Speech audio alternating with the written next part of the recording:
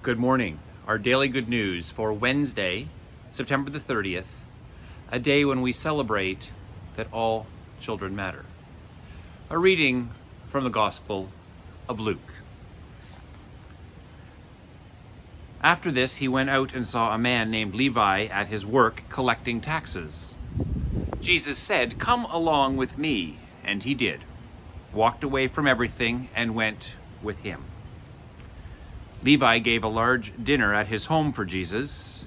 Everybody was there, taxmen and other disreputable characters as guests at the dinner. The Pharisees and their religious scholars came to the disciples greatly offended. "What is he doing, eating and drinking with crooks and sinners?" Jesus heard about it and spoke up. "Who needs a doctor, the healthy or the sick? I'm here inviting outsiders, not insiders, an invitation to a changed life, changed inside and out."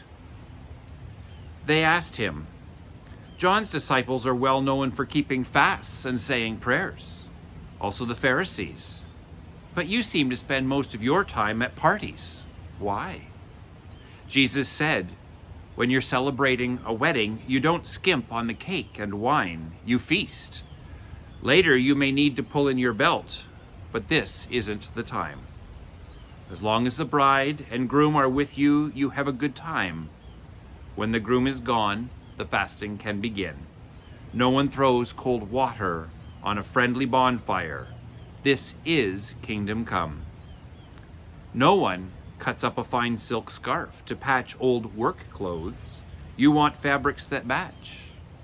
And you don't put wine in old cracked bottles. You get strong, clean bottles for your fresh vintage wine. And no one who has ever tasted aged wine prefers unaged wine." This is the gospel of Christ. On this day, from the Ministry Matters from the Anglican Church of Canada. For anyone who may be unfamiliar with Orange Shirt Day, which is held annually today on September the 30th, it's a day we acknowledge how autumn can be particularly difficult for survivors of residential schools. Historically, this is a time of year when an Indian agent, a priest, or the police officer would take Indigenous children from their families and their community and away to an Indian residential school. The orange shirt has come to represent this experience because of the story of a school survivor, Phyllis Jack Webstad. Phyllis was stripped of the brand new outfit that her grandmother had saved to buy for her first day of school, including the orange shirt with string laced up the front, which she loved and had been allowed to pick out herself. It was taken from her on her first day, and she never saw it again. She wrote of the experience, "The color orange has always reminded me of that and how my feelings didn't matter, how no one cared, and how I felt like I was worth nothing. All of us little children were crying and no one cared." In wearing orange on Orange Shirt Day, we commemorate the residential school legacy. We honor and bear witness to the truth of survivor experiences, and we recommit ourselves to the journey of reconciliation. Since the slogan of Orange Shirt Day campaign is "Every Child Matters," it is helpful to ask ourselves if we see that value upheld in the world around us.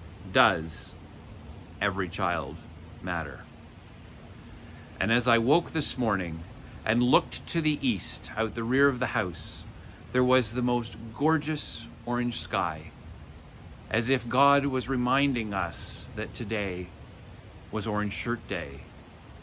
And then to further exemplify, when we looked to the west over the lake, a rainbow started, kissed down onto the water, and when I went outside to take a look further, as the rainbow reached into the sky and arced to the other end, it landed on the Chantry Island Lighthouse, maybe reminding us of the hope, of the light, and of everything that is good in this world.